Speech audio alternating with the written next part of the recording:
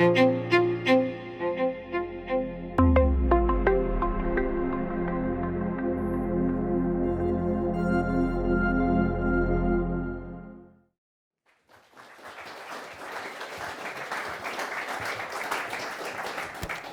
you very much, Caroline, and good evening and welcome to everybody here. It's great to see you all here this evening. And of course, for many of you, this might be the first time in Panmure House. For some not. You're very welcome here. The house, as some of you are aware, was built in 1691. And of course, it was the town seat of the Earl of Panmure, hence the name. But of course, Adam Smith lived here. He lived here from 1778 until 1790. And of course, while he was living here, he completed the final editions of The Wealth of Nations, which you've been having a look at in the foyer, I think, and also that very nice book, The Theory of Moral Sentiments, lesser known, but I think equally important.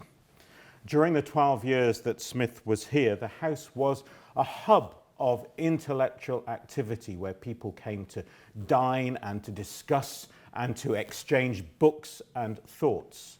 And it's, of course, they were discussing those big issues of the day.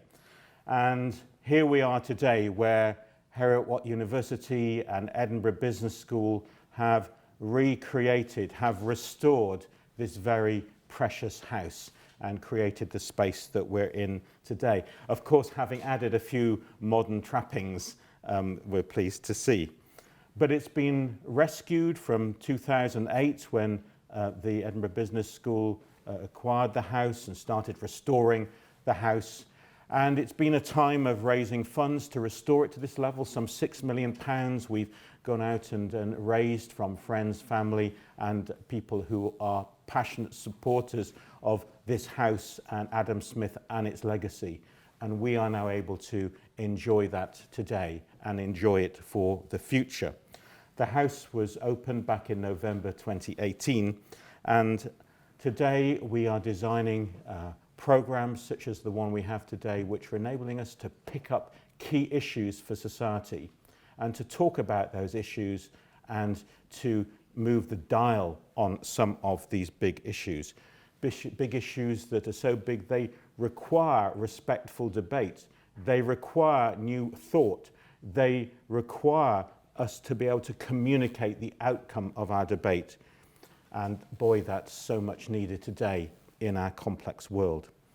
So I would like to welcome you here and also particularly to say welcome to members of the Panmure House Society, many of whom will be watching on the video materials that are being made tonight remotely.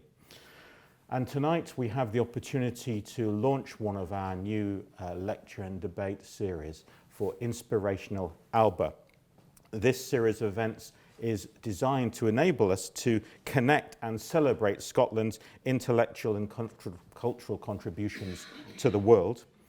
And they're delivered by people who are Scots people who are passionate about Scotland, and people who have already made a significant impact on society. And we're honoured tonight to welcome one such Scot to open our series. And I'm delighted to be able to welcome in a few moments Andrew Gilmour. And Andrew has actually recently finished 30 years service at United Nations, spending the last 3 years as the Assistant Secretary General for Human Rights. He served in many fields and positions, mainly in conflict areas, in Afghanistan, in Iraq, in Palestine, South Sudan, the Balkans, and West Africa. He was the political director in the Office of the United Nations Secretary General from 2012 until 2016. And he was awarded the 2019 Sir Brian Urquhart Award for Distinguished Service to the United Nations. He has a master's degree from Oxford and LSE and has published widely on many topics. And prior to joining the UN, he was adjunct fellow for the Centre for Strategic and International Studies in Washington, in DC. He's just been awarded a visiting fellowship at All Souls College, Oxford, where he will be focusing on the links between human rights and the environment crisis. So it's a great delight to welcome Andrew here this evening to speak to us and to encourage us to start a conversation together. So Andrew, you're very, very welcome.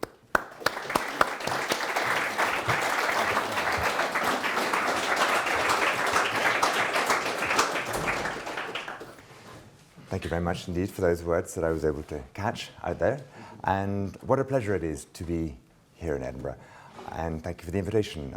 Although I've never lived here, I feel in some ways it's coming home for me. My family has been here for a very long time. It did come from here, and my father is buried down the road in the roofless chapel at Craigmillar Castle, along with his father and many other Gilmours. And one of the joys of, actually I said the principal joy of leaving the UN, which I've just done, as you heard, 2 weeks ago, after 30 years, is the fact that I will be able to spend so much more time at our home in Dumfriesshire than I've ever been able to do in the past. It's also an incredible pleasure being at this beautiful house. And I have to say, I've always felt a little bit of kinship with Adam Smith. He, first of all, the Scottishness. Secondly, the fact that The Wealth of Nations was a set text, and I dutifully slogged through it. Not that it was the easiest read that I had, but nevertheless. And he was a tutor of one of my ancestors. And finally, I was actually at the same college as he was, as indeed was Caroline, Balliol. And, but I have to say, he wasn't that highly thought of at Balliol, and but rather unfairly, and I will come to that in a second. But even forget how he was regarded 30 years ago, he and Balliol didn't really hit it off either. Now, 2 years ago, the Tory politician and intellectual Jesse Norman published a book on Adam Smith, and there's a sentence there I wanted to read to you, how Balliol became an academic and political powerhouse in the 19th and 20th century, but it wasn't at all that in the 18th century. And during Smith's period, Balliol at that time, Jesse says, was Jacobite, Tory, factional, costly, and Scotophobic, whereas Adam Smith was Presbyterian, not Jacobite, Whiggish, not Tory, sociable, not factional, impecunious, against the costliness, and of course a Scot. And as Norman says, Jesse Norman, it's perhaps surprising that he lasted as long as he did, even there. But why didn't we think that much of him 250 years later? And as I said, it wasn't his fault. Now, it's a strange thing. I was thinking that probably the two most influential books, or the two most famous books ever written on Scottish soil, one completed in this room here, or in this house, and the other on the Isle of Jura, which I'm talking about, Orwell, 1984. They were, strangely, other than their renown, they share one other aspect, and that is they shared the same fate, that they were both hijacked by right-wingers in America and Britain. In the case of Orwell, despite his socialist leanings, he was, because the anti-Stalinism of Animal Farm in 1984, he was sort of hijacked by the neoconservatives and the ferocious Cold Warriors and Reaganites. I wouldn't probably say Trumpsters, because I doubt many of them have read it.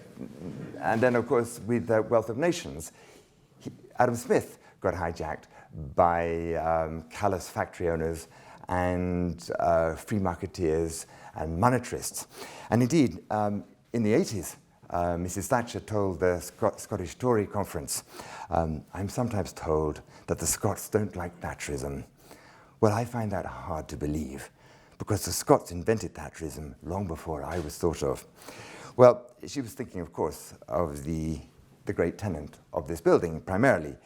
But it was the frequent invocations by her and by her gurus, Friedrich Hayek and Milton Friedman, that turned us off him. And as I said, it's a bit unfair, and particularly at Balliol, which was traditionally the most left-wing of all colleges. It was also the most Scottish, named after the parents, the mother and father of one of our least successful monarchs. But it was nevertheless, it subsequently became, throughout the 20th century, the most left-wing of all colleges. And I was there at a time of great social tensions in the UK, mass unemployment, the miners' strike, and a full-blown assault on the trade union movement, on railways, on universities, on local government, and the National Health Service. And they were always justified, in some respect, by, again, going back to Adam Smith's writings on the need for limited government.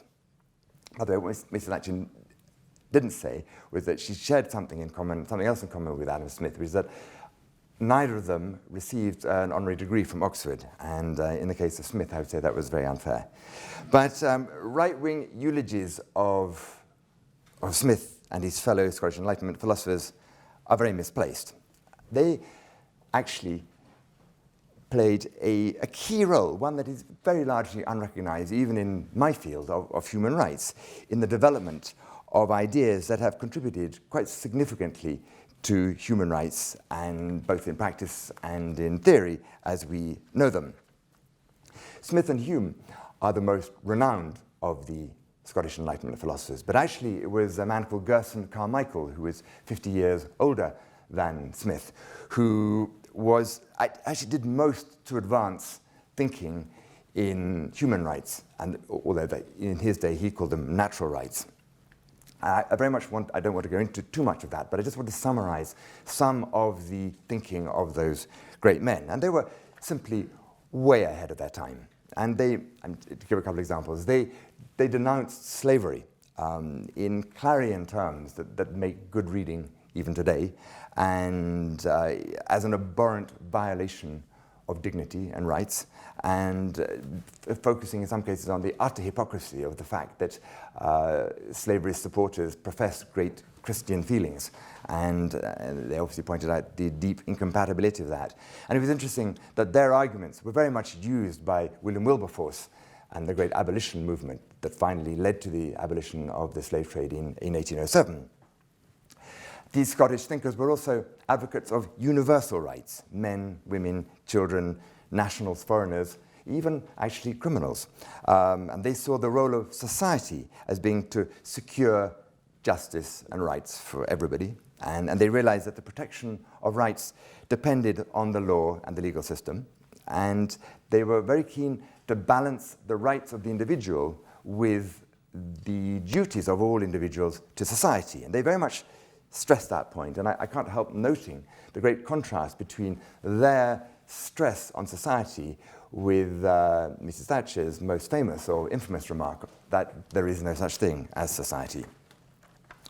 And Smith, in particular, introduced new perspectives on freedom, combining liberty with an emerging commercial society and the rise of democratic capitalism. His views were actually, as I've hinted, far more complex than either his admirers or his subsequent detractors ever gave him credit for. It's almost like a strange injustice that the man who was very firm in denouncing the grasping and callous 18th century industrialists, as generally they have an interest to deceive and even to oppress the public, yet he was subsequently quoted by every hard-hearted factory owner and free marketeer, including people trying to prevent measures to stop children being shackled to factory machines for 12 hours at a time. And because somehow all of these, a number of social measures were seen to be against the sacrosanct free market. I brought up on, as I was, and many of us were, on various sort of myths of Scottish exceptionalism, whether it's Wallace and Bruce or Fleming, Livingstone, and Walter Scott, or in a more British context, Alfred the Great, Francis Drake, and Wellington Nelson, Churchill, and then lived 33 years abroad in many countries, all of whom also claim degrees of exceptionalism. The last thing I ever want to do is to promote more ideas about anyone's nation being that exceptional. Having said that, I do think that there is a lot to be proud about in the Scottish Enlightenment philosophers, and for their far-sightedness, decency, and progressiveness in advancing human rights. Even some rights that didn't make it into the what I think is the noblest document ever written, which was the Universal Declaration of Human Rights of 1948, written, I can't help adding, at exactly the moment Orwell was composing his dystopian nightmare on the island of Jura in 1948. So and yet some of these are one example of their farsightedness, and this is particularly, and it surpassed even the Universal Declaration of 2 centuries later, was the rights of future generations and the protection of the environment, with Gerson Carmichael that I mentioned, stressing the right to prevent anyone from needlessly spoiling things provided by nature for human use, particularly if others might enjoy the long use of the right in question. But before leaving our highly civilized friends of the past, I would like to make one more remark about Smith. And I'm not claiming he was a great clairvoyant. After all, he didn't even prophesy the Industrial Revolution, which one would have thought it was rather his subject. And moreover, the opening buds, if it's not too inappropriate to use such a bucolic analogy for the dark satanic mills, just as they were first appearing. And he missed all of that. But there's one area that I do think he did foresee, and it's actually rather remarkable. He foresaw the rise and subsequent fall of the huge colonial empires of Europe, and even the post-Second World War mutual deterrence over the Cold War, decolonization since the 1960s, and even the UN. And I would ask you just to listen to a short extract from The Wealth of Nations. At a particular time, when the discovery of the Americas and East Indies were made, this was of course before most of the colonization of Africa took place, the superiority of force happened to be so great on the side of the Europeans that they were enabled to commit with impunity every sort of injustice in those remote countries. But he also envisaged that as the natives of those countries grew stronger and Europeans weaker, the inhabitants of all parts of the world may arrive at the equality of force, which, by inspiring mutual fear, can alone overawe the injustice of independent nations and into some form of respect for the rights of one another.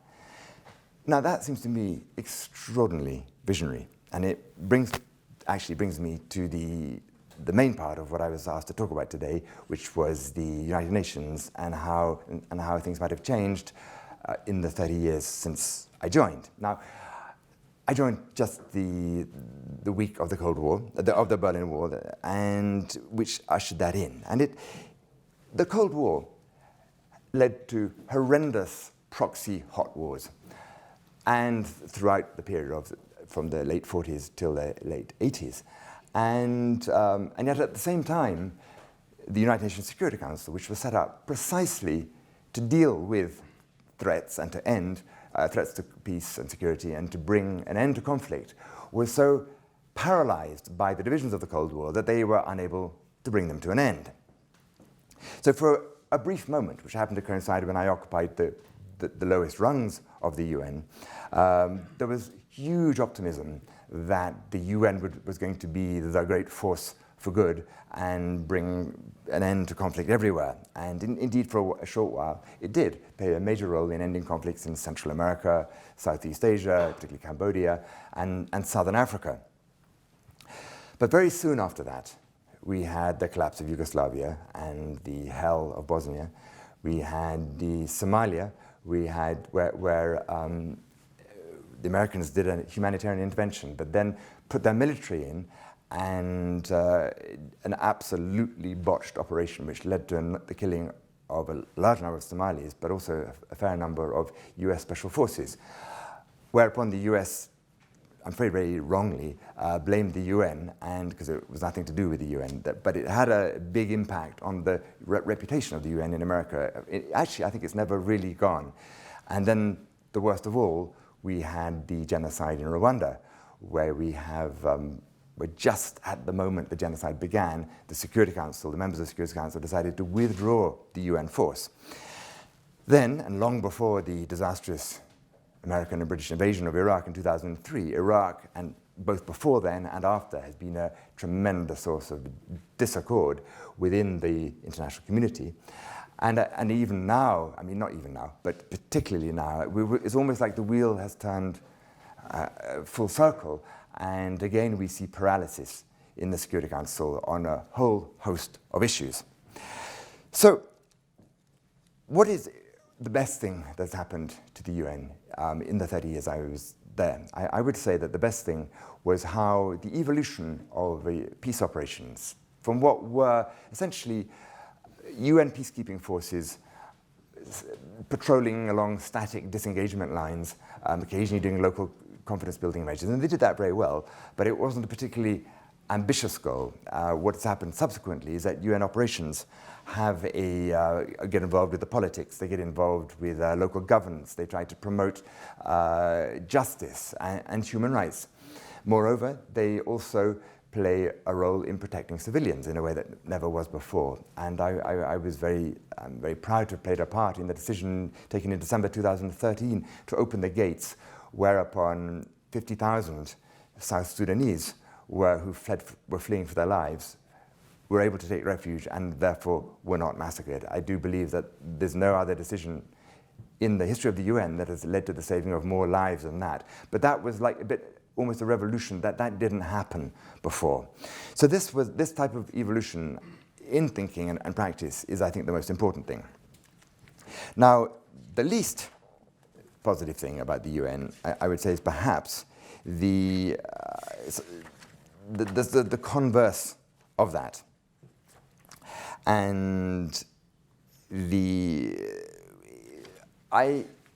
to put it in context, we have a sort of reversal of the positive trajectory of human rights.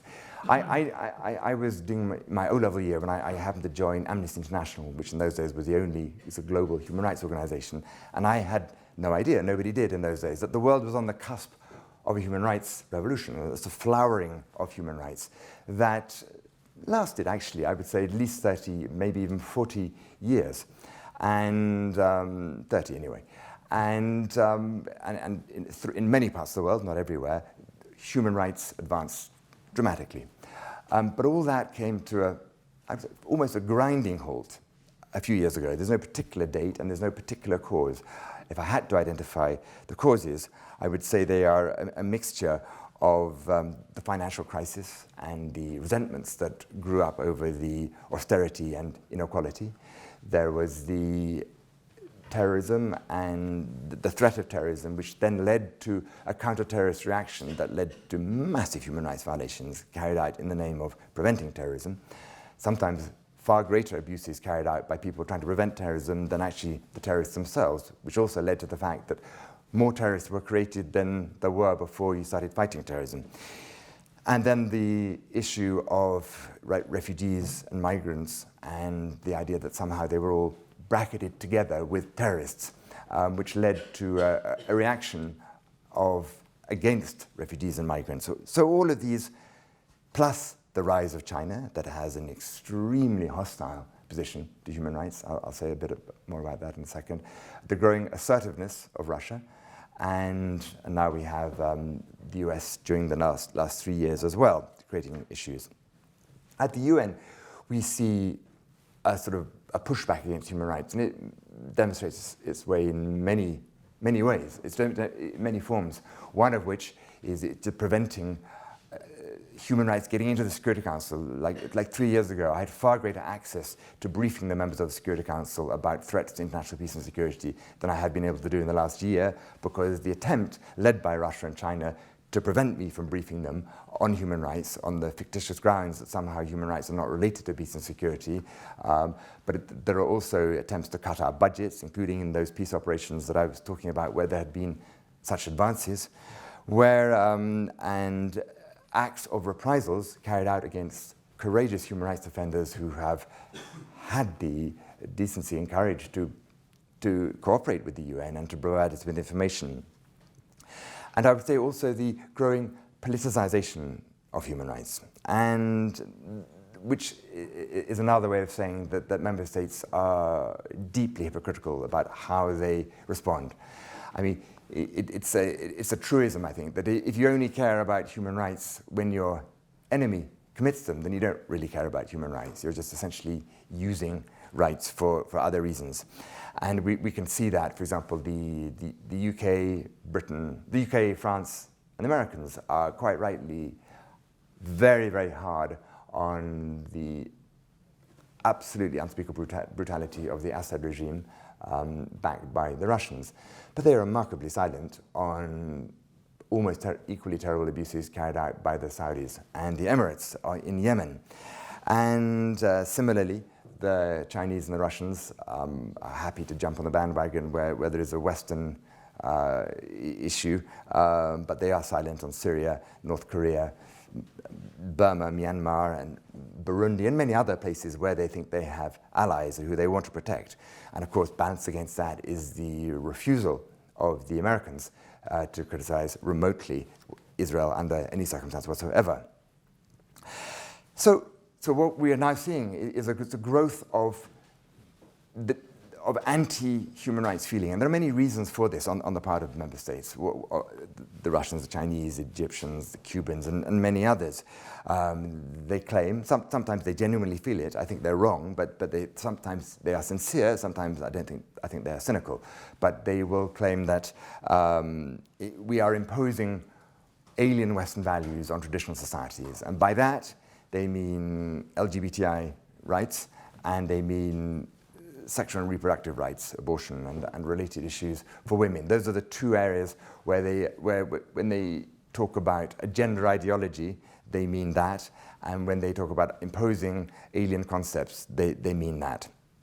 Those of us who push human rights are accused of trying to engineer regime change, and I'm afraid we Western countries, including the UK, made a big mistake in Libya, because although the intervention was noble, was to prevent a massacre of civilians in Benghazi, which allowed countries like Russia and South Africa, who was a member of the council at the time, to agree that this operation should take place. But then once we achieved that goal, we changed matters, and I don't mean we, the UN, I mean we, the Western countries, to actually regime change and the overthrow and the brutal killing of Colonel Gaddafi. And that has not been forgotten. So there is consistently a feeling that when you invoke human rights, what you really mean is that you want to use it for your political purposes and to overthrow a regime.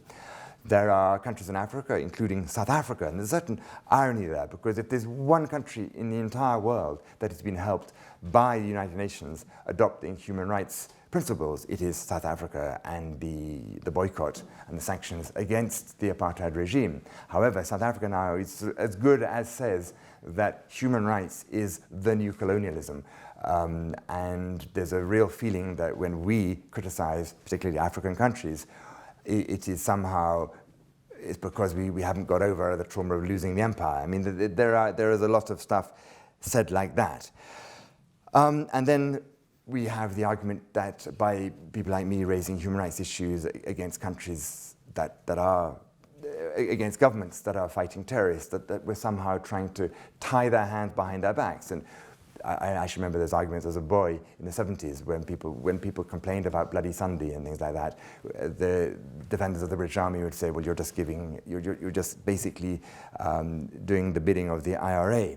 So there's a lot of that. But this politicization of rights does huge damage to us, because it allows the countries that really don't want to practice human rights to say that we are hypocritical and we don't really mean it, and we're doing it for other purposes. So these are some of the ways that the human rights crisis is demonstrated at the UN. But the human rights crisis is much wider than that. And one of the clearest manifestations is the rise of populist, authoritarian, nationalist governments. And Trump being the most famous, but there's Bolsonaro in Brazil, Duterte in the Philippines, Erdogan in Turkey, and Orban in Hungary, and many countries, Modi in India, using always, because they always pick on, they have to find a scapegoat to blame society's ills on. And it can be Muslims, or it can be Roma, or it can be Mexicans, or Central Americans, or gays.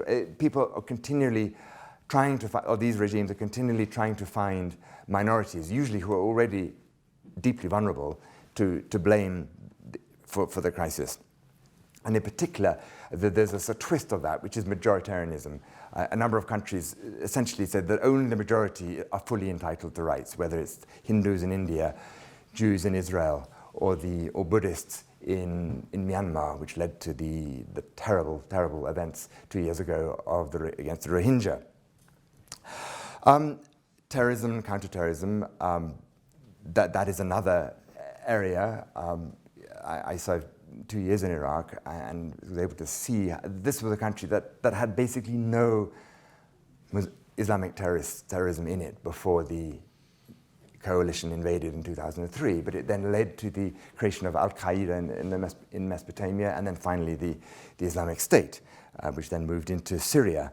And it led to Guantanamo, the horrors of Guantanamo. What many people don't know is that the majority of people, and it's still going on, there are still prisoners held in Guantanamo, are guilty of absolutely nothing at all, other than that they were in the wrong place at the wrong time, and they were picked up, tortured, and prolonged torture, and that is still going on. And you see journalists being murdered. Obviously Khashoggi in Turkey by his own countrymen in the embassy there, and you see a closure of civil society. This is a big trend, and in Russia in 2012 began with a law to restrict the activities of NGOs and to restrict their funding. And this has been followed by a series of other countries: Ethiopia, Israel, Turkey, Egypt, and India, Kenya. All of these countries passing laws, and Hungary and Poland, passing laws to prevent civil society from being able to operate, particularly human rights NGOs.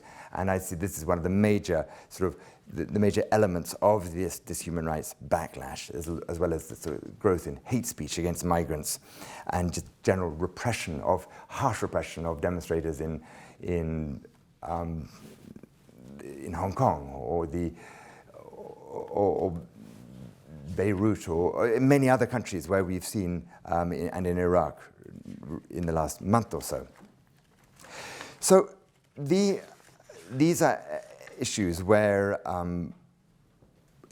all of these things have led to, I think, a series of interlocking crises which the international community is faced with. And number one, although it's not the subject of me today, it is the massive, unprecedented environmental crisis. We have obviously the global heating and the tremendous effects of that's going to have negatively. Then we have the biodiversity and the extinction crisis, and then the plastics and pollution crisis, all of those environmental crises. You have the growth of which I mentioned before, the populist authoritarian nationalists targeting, as I said, minorities, or targeting judges or the free press, as Trump does, or the judges, as we saw, whatever that headline, Enemies of the People, in the Daily Mail not long ago was. And all of these things targeting rule of law and independent institutions. And then the third set of crises is the sort of, we thought we'd basically in the 90s brought these to an end, but the sort of mass atrocities that we see, 500,000 people killed in Syria since 2011, countless in Yemen, the expulsion of nearly 1 million Rohingya with the rape en route of many tens of thousands of them to South Sudan, the Democratic Republic of Congo. You have the 52-year-old occupation of Palestinian land, where you see essentially the putting aside of every single human right that's mentioned in the Universal Declaration of Human Rights. Social, economic, civil, political, all of them are under violation have been for 52 years. And then perhaps the biggest of the lot is what is happening to the Uyghurs. And it is actually incredible to me that in 2 countries of the world, the scale cannot be compared really, but it is interesting that both in China, where we're talking about up to between 1 and 2 million people put into concentration camps, but also that term is being used for what is happening with children and separating children and mothers on the southern border of the United States, where they also use the word, people have been using the word concentration camps.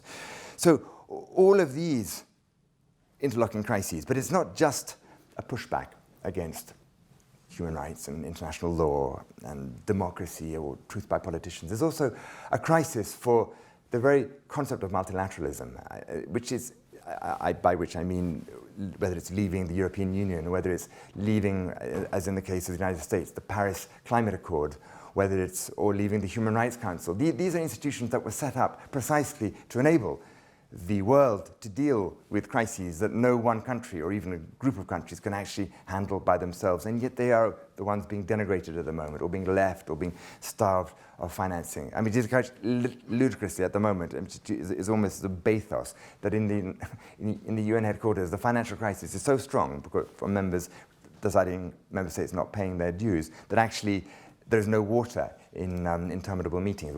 I might encourage people to speak for a shorter time, but I don't really see many other advantages of that. But it shows how desperately serious it is. At a time when we need these institutions, they are being sort of massively denigrated.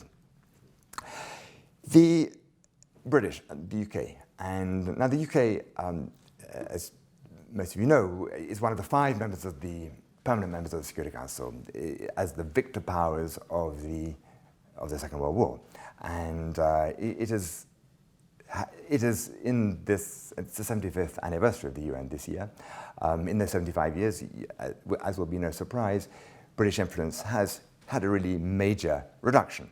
And actually, by the way, as Adam Smith in a way predicted, in that extract I read out,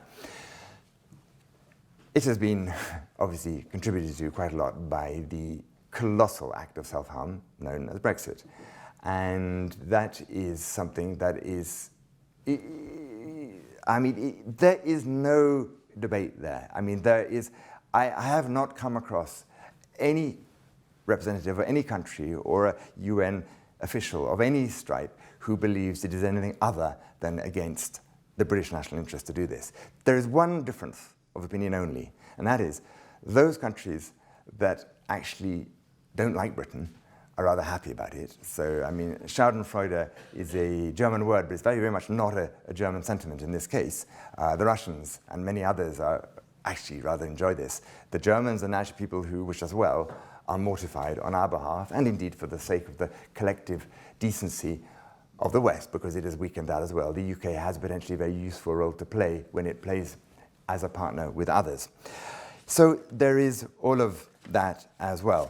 And so I am aware that I'm presenting a pretty bleak picture.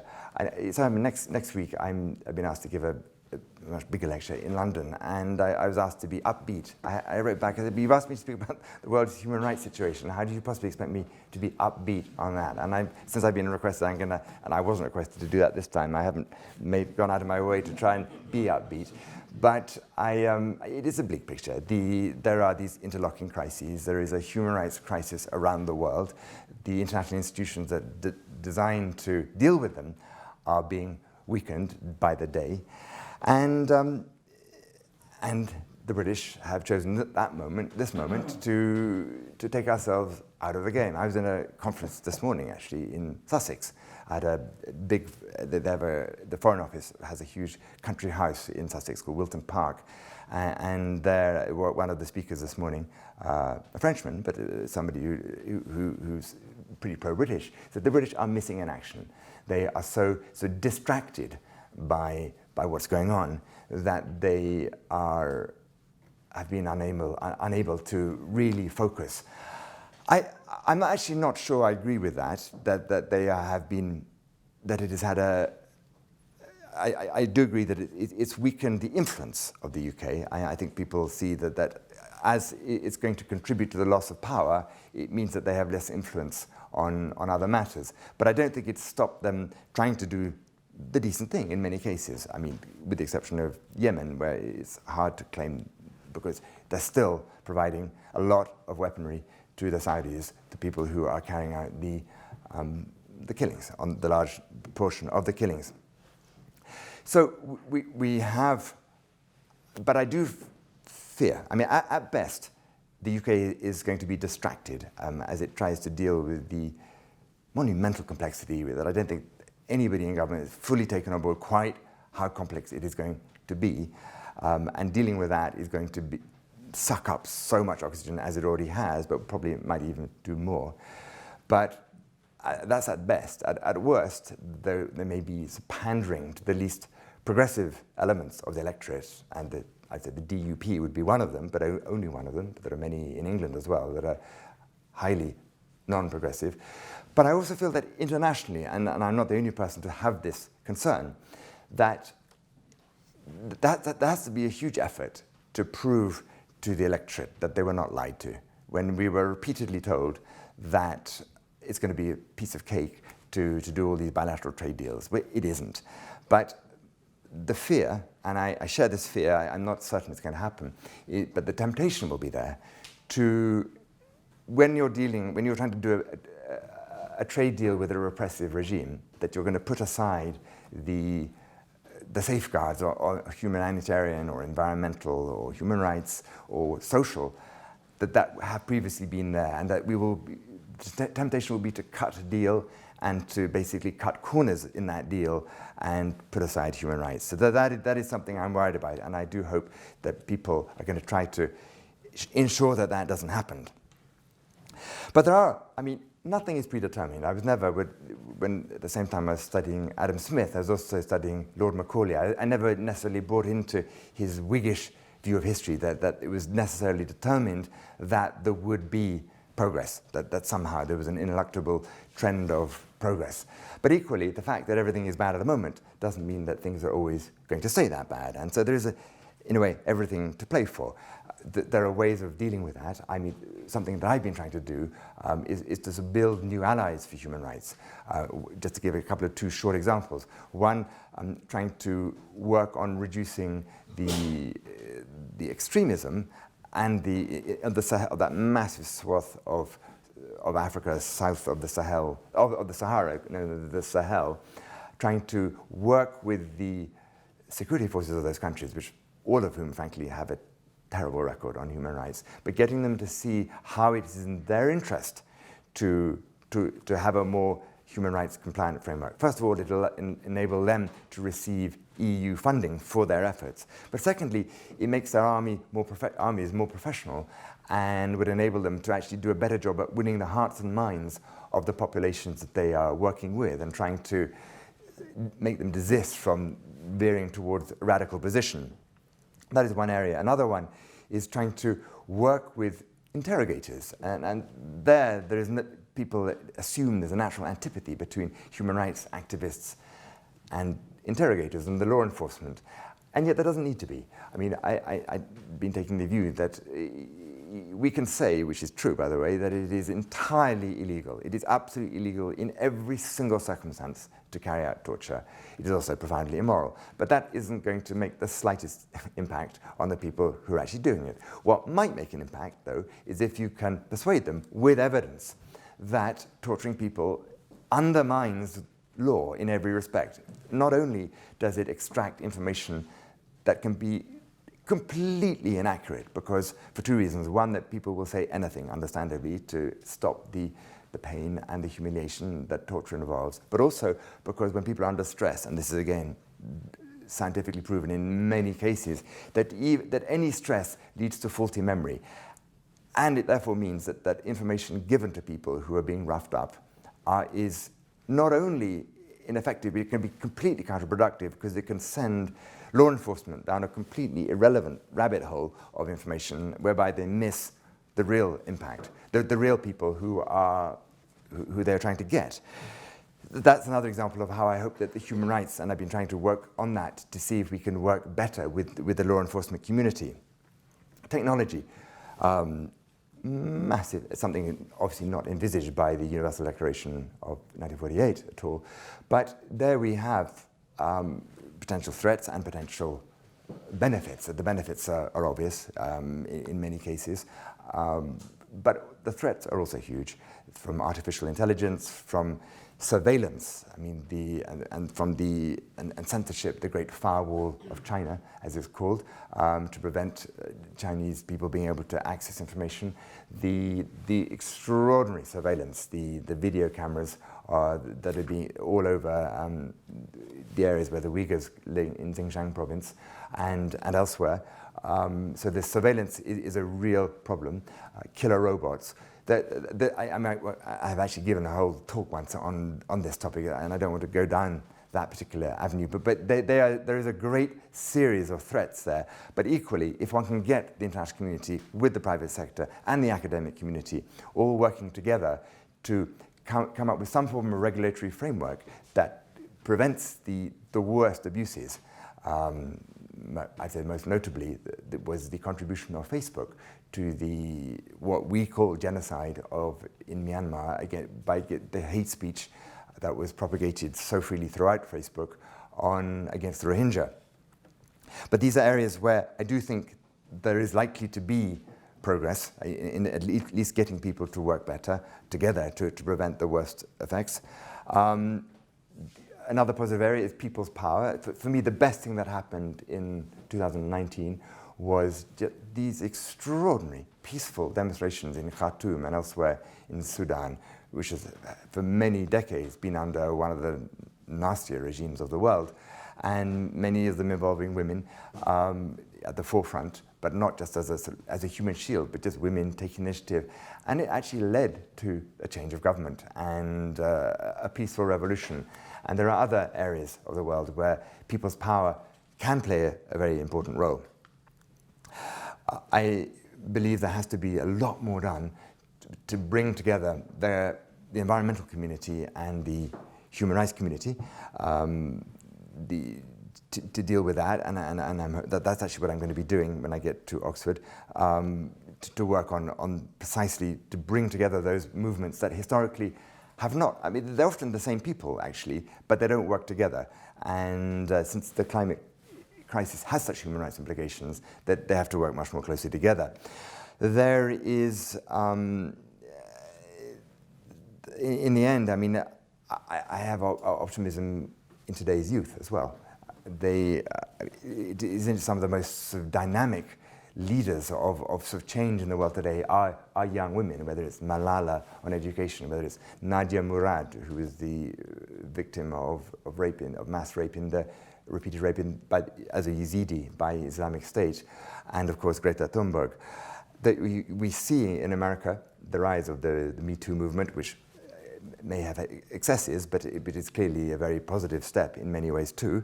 It has Black Lives Matter is definitely a positive step, and then there's the Enough movement to prevent the killing, have some form of gun control to prevent the endless killings in schools. And youth need to be empowered and indeed encouraged to do so. I mean, when I often speak to youth audiences, and they often talk about, well, empower us, but it's not just empowerment. They also need to be encouraged as well, which they don't need to be on the climate, because there is a global movement of youth. But on some human rights, I think they do need more galvanizing. And actually, I do use the example of Brexit, how the youth of Britain didn't come out to vote in anything like the numbers of the over 65s, even though that, of course, they will have to live with the implications for much longer than the older group. So I believe Scotland needn't be, and indeed isn't, an international backwater in these discussions. And I said at the beginning that the Scottish Enlightenment philosophers were way ahead of their time in espousing progressive views on human rights, and that we should be proud and try to do something about, and try to live up to their legacy. And at a time where there is such a full-on challenge to human rights, and where the biggest countries in the world are actually part of the problem now, and at a time when the UK government is, as I mentioned, not necessarily as present or likely to be as present as we would like it to be. But I do feel that actually there is a role for small countries, and full independence isn't a requirement. Small countries, Scandinavia, even tiny Iceland has been playing a very useful role on a number of human rights issues. And I'm proud of the fact that the current Scottish Government and First Minister have made a series of very important statements on human rights and particular issues that is leadership. It is clearly a form of leadership. And And I just hope that we will carry on seeing that and more of it, and that it will get the full support of everyone in Scotland. So it has been a true honour for me to be invited here and to be able to suggest to this highly distinguished audience ways that we might pick up the mantle of the attendees of soirees perhaps a little bit like this 2 centuries ago, of a bygone era, and maybe in some ways live up to the legacy of those giants in Glasgow and Edinburgh. So I'm actually deeply grateful to Caroline, Richard, Heather, for having given me the opportunity to come here and say these things, and actually to all of you for having had the patience and forbearance to listen to me. Thank you. I work for an environment NGO in Scotland, and the Eyes of the World are going to be in Scotland this year with COP26, and also there's a biodiversity intersessional happening for the CBD in Edinburgh in a few months' time as well. How can Scotland show leadership on the kind of common issues around that you outlined around human rights and environment? Can we take a few questions just to get a sense of time scale? Yes, one here and then one here. What practical advice would you give to students who want to get involved in human rights and issues around the environment? Like what career opportunities should they look into, or options should they take? And one here. I'm really interested in what your advice would be to anybody involved in a membership organisation like the United Nations or NATO or the European Union when the centre of gravity of that conversation begins to fracture. You mean to start working?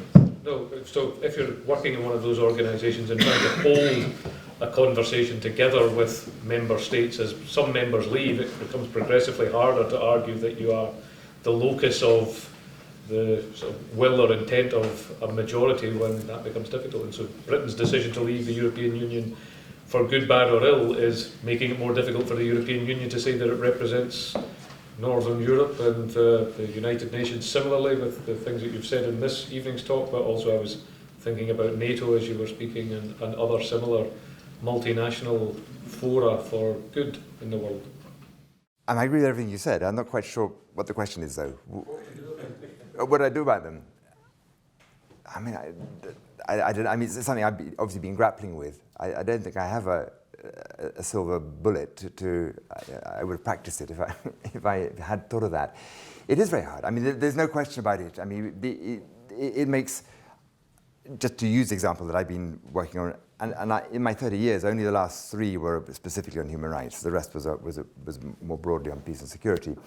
I feel that when the Security Council is divided, it makes our lives so much harder. I mean, we have less interest than anybody in allowing disagreement among the great powers, because when they are paralyzed, it means that our mandates are weak. It means that the people, even if they allow something to happen, they are going to be watching it and sniping at it from the side. It gravely weakens our ability to do anything at all. And in particular on human rights, when there are divisions on that, and when it enables, as, for example, the US refusal to criticize Israel, or the British, French, American position on the Gulf and Yemen, it allows the people on the other side who really, really are hostile to human rights to say, you see, we were right. This is all just about politicization. So we just carry on trying to do our work and try to persuade. I mean, and this point, by the way, was what I was saying earlier on today, when I said I was speaking in Sussex, and there were the British, French, and Americans there.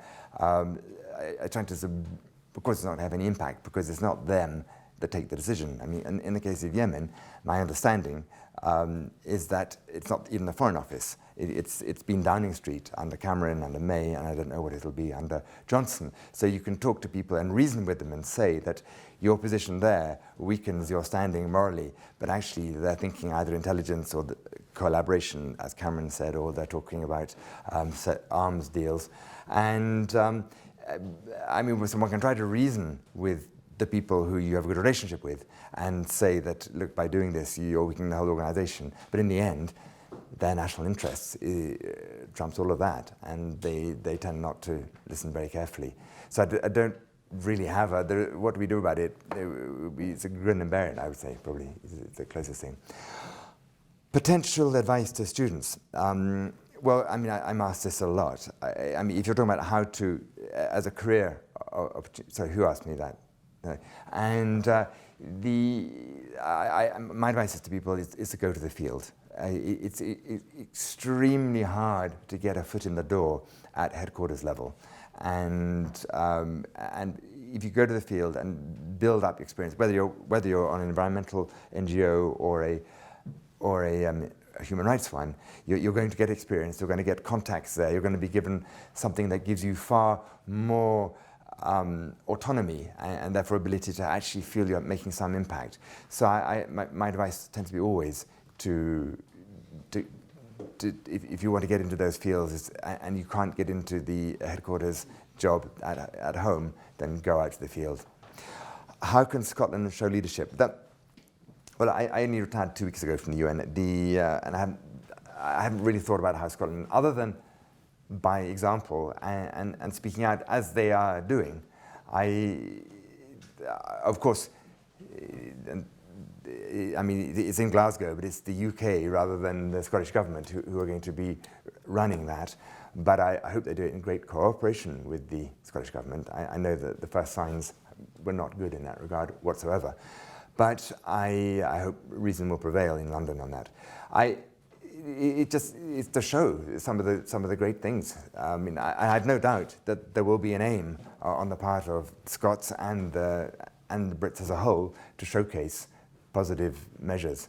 I mean, I suspect there will be a lot of stuff about wind farms and a lot of other stuff, but particularly that one where Scotland feels that it has really done a lot to show what can be done. Maybe a bit naively, I held on to the idea that, I continue to be optimistic about the progress with human rights, both in terms of defining and understanding the basic ideas, but in seeing them gradually be implemented in various and hopefully more countries.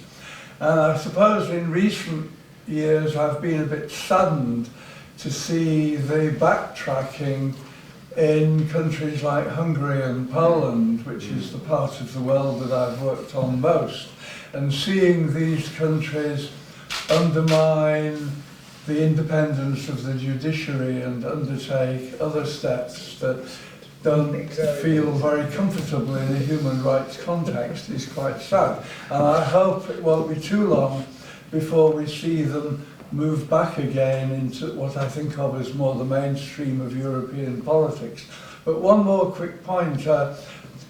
It was sort of mentioned in passing during your talk, but I was very interested not that long ago to read a book that came out of the University of Lviv in Western Poland, a book where independently two lawyers defined what we should mean by genocide and also what we should mean by crime against humanity. And annoyingly, I can't remember the title of the book. It's East-West. I know. It's a really interesting account, and it makes me think that in this area we need some quite hard conceptual thinking. Is the thinking that you're about to move on to attempting to link a notion of universal human rights to a notion of universal environmental rights? And if that's the case, how will you face the potential difficulty of countries such as China resisting any linkage of environmental rights to human rights, and high-consuming countries, whether in America or Europe, resisting a notion of universal environmental rights because it will be thought to be deleterious to per capita consumption? In your talk, you said that in the recent years there has been the work of the UN has been progressively harder because of disagreements within the Security Council, which consists of the 5 permanent members who also featured a lot in your discussions about countries that keep ignoring the human rights and turning a blind eye. Do you think that the job of the UN might be easier if those 5 members were removed from the permanent role or removed of their veto rights? So we have 3 very good questions here. So. That's the easiest one. Yes, I do, and it's not going to happen. I mean, because any one of the 5 can prevent it. I mean, they can decide, they can veto the change in that, and all 5 of them would veto it, and you only need one of the 5 to veto it. So it's not going to happen. Yes, I definitely think it should change, and there should certainly be limits on it. I mean, there have been efforts, particularly the French spearheaded an effort that one veto on an issue that involved mass killings, then one veto wouldn't suffice. You had to have 2. But neither the Americans nor the Russians, nor actually the Chinese were in favor even of any limitation whatsoever. So however iniquitous it is, however unfair, I just don't see a change. There may be a change whereby more members of the Security Council achieve permanent status without necessarily getting the veto right, but I don't think one will change that. I think that is just too utopian, because the people with the power to change it are the guys precisely who are going to resist it, using the powers that they have that we want to change. So there was a point of common about the hard conceptual thinking you were talking about, and was I planning to work on universal rights? No, actually I wasn't. I wasn't going to. I'm not planning to work on the normative side. I mean, I may well be wrong about this. I slightly feel that the problem isn't that we need to develop new rights, although I would like to have the right to a healthy environment. I think there would, and there is movement on that. A lot of countries have agreed. It hasn't been formally ratified as such, but the right to a healthy environment is a very important one. And it covers many things. I mean, my main aim is literally to see what we can do to bring together the movements, rather than actually developing new rights, although I do see the point in it. But you see, as I see, the problem is lack of implementation rather than the lack of rights, because you're absolutely right. There has been vast progress since, I've forgotten both their names now, but they're both within L, those two characters written by Philip Sands, and the Convention Against Genocide that resulted from that. That there has been huge progress, and you're right to be optimistic. I just have to say, though, that I think there is a fairly universal consensus. That's a bit of a tautology, but that human rights are in trouble at the moment. I mean, and it doesn't mean it's forever, as I said. And the fact that 2 members of the EU, Poland and Hungary, have had such reversals is depressing. But equally, it's probably going to be easier to reverse those negative tendencies there, not least because other Europeans are going to be able to put pressure on them to do so.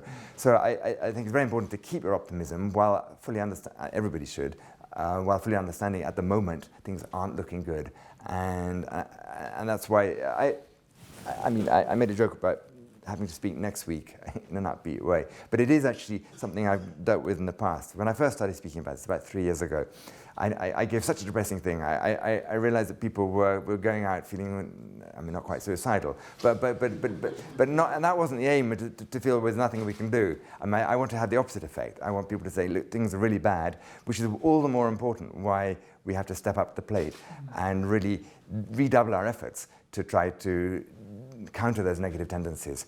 So that's genuinely. So please remain vaguely optimistic, but we have to be realistic as well. Given your comments earlier, how do you suggest that we might essentially reverse the right-wing claim of right on Adam Smith's thinking and get a more balanced... The right-wing claim of what? The claim of right of the right-wingers on Adam Smith's thinking and get a more balanced view of his approach, i.e., sort of reverse the Eamon Butler effect.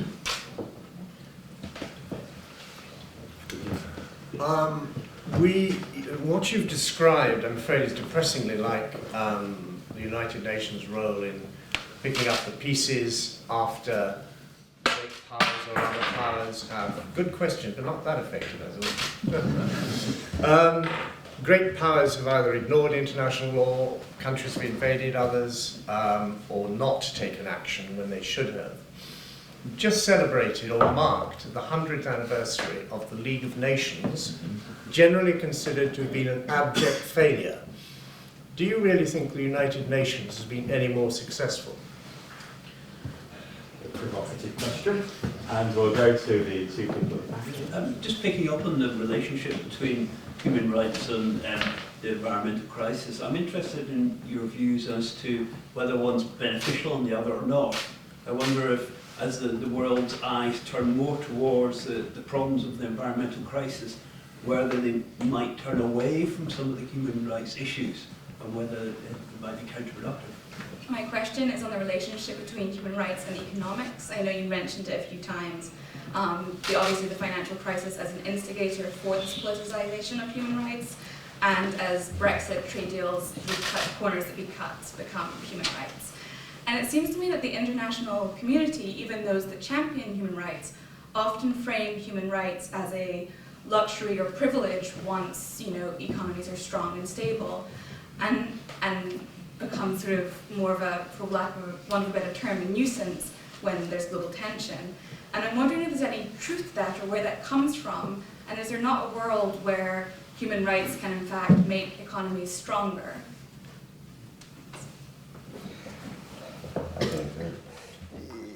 Indeed, I passionately believe that. I don't believe that development, economic development, is possible without human rights.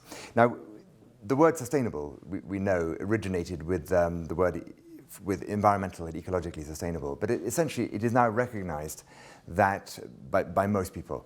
The Chinese have a very different perspective that I'll mention in a second, that you're not going to be able to have sustainable development if it's not somehow benefiting the population, the rights of the people. I mean, if it's just for the few, then that is not going to be of a long-term sustainability.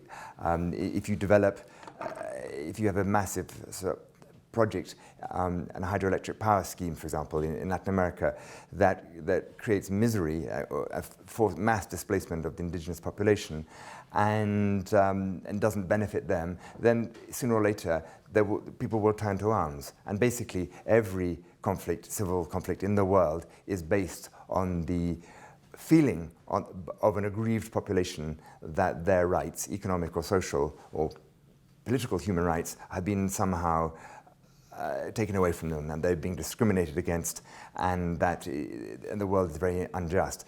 So I very much believe that what you say is correct, that it is not possible to have proper economic development without a respect for rights. The Chinese position, just so you know, is that our line is you cannot have development without human rights, and you cannot have human rights without development. They say they agree with half of that. They agree that you cannot have human rights without development, but the other way around is not a causal factor, and that it is only, look, just let us do our development and then we'll come to human rights maybe after we've been allowed to do our development. So that is their position. We don't hold that, but they are very, very, very influential, and they are growing ever more so. They are now the second biggest funder at the UN, and they are extremely adept at putting pressure on countries to whom they give large economic grants to, and so they are able to buy support for their position, even amongst governments that don't necessarily share their views on that.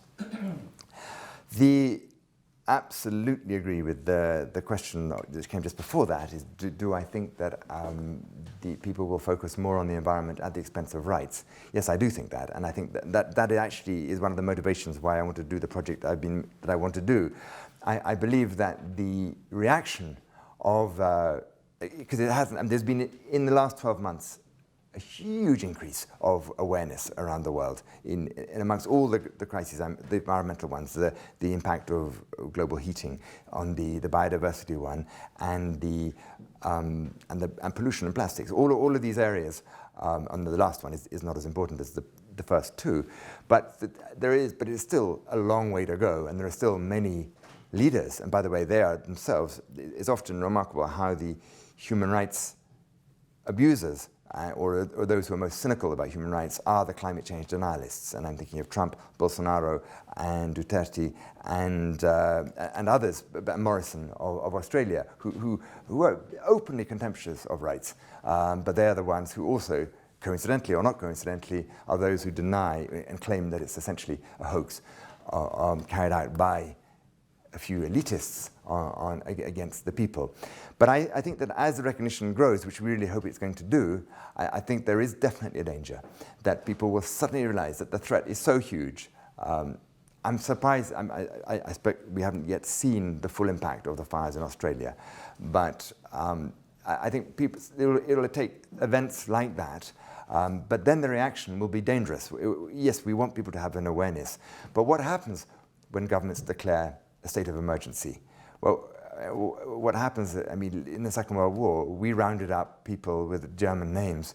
The Americans interned everybody who even looked Japanese, and after 9/11, there was this wholesale justification of torture by senior figures in the George W. Bush administration. So when there is a crisis, people put human rights to one side, and I definitely feel, and I think that was the sense of your question, that as people wake up to the enormity of the climate crisis, yet again, the people who are already suffering the impact of climate change, i.e. the poorest communities of the world, and the poorest countries, who are also the least responsible for having created the climate change and the carbon emissions that have led to climate change, are also going to be the ones who will be most victimized by the measures taken to fight climate change. On the question of how to rescue Smith's reputation, I don't know, but I've been aware ever since I waded through that it wasn't as bad. I think a lot of people are aware, but that was from the era more of Thatcher. I mean, maybe it's because I'm not plugged in to the UK because I've been abroad for so many years, but I haven't. That's rather died out, hasn't it? I don't hear many people saying Smith's such a good chap because he was a free marketeer and he didn't want to have any reforms of the factory laws or whatever. The people here know much more than I do about Smith, but is he still in danger of that? I would hope not. But I mean, Magnus's question, that was a bit of a killer, that one. Do I think it's more effective than the League of Nations? I do. The League of Nations had really no teeth whatsoever. The UN hasn't got much teeth, but it does have the ability to do things. And I mean, hesitant, you know so much about it and have done for such a long time. Somebody you and I both know, not only was it the centennial of the League of Nations last year, it was also the 100th birthday of Sir Brian Urquhart, who is still alive. And I mean, you're aware better than anybody what he was able to achieve over decades and the measures he has done to reduce tensions, to set up peacekeeping operations which wouldn't have been set up otherwise, that led to peace. I mean, the thing about the UN's work, though, it's very hard to prove a negative. I mean, it was set up to prevent war, and it's extremely hard to ever persuade anybody or convince them that you've managed to prevent a war, because how do you know that there would have been a war had you not taken these measures? I mean, the fact that it hasn't been a quotation you will undoubtedly be familiar with, the greatest Secretary General of the UN of the 1950s, killed over Congo in 1961, Dag Hammarskjöld, said the UN wasn't set up with the aim of creating paradise, but to prevent the human race going to hell. And in that sense, I just genuinely believe, although, as I said, you can't prove a negative, I think the world would have been a vastly worse place without the UN. And I'd like to think you agree with that, even though your question suggested otherwise.